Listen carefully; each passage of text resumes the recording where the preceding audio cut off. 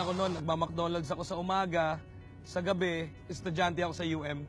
Then, mahirap yung buhay namin sa Tondo kasi lumaki ko sa squatter. I need to walk 20 minutes from my house para sakayan ng jeep. And I never imagined na sa front row pala pwede magbago yung buhay ko. Kaya ako sumali kasi sila lang yung tumanggap sa akin ng buong-buong ako. Na hindi kailangan na matalino ka, hindi kinakailangan na gwapo ka, may itsura lang, cute, ganyan. Hindi kinakailangan yung maraming bagay, isang bagay lang yung kailangan. Dapat pala may pangarap ka. Of all the networkings, bakit front row? Isa lang yung natagpuan ko, especially with sa mga kapatid ko, upline, na sila Derek R.S. Francisco at Sam Versosa. One word, family. We treat each member sa front row, bago ka man, Millionaires Club ka man, o kahit invite ka pa lang as family. Na-imagine ko, nagkaroon ako ng outlook sa buhay na hindi pala porkit na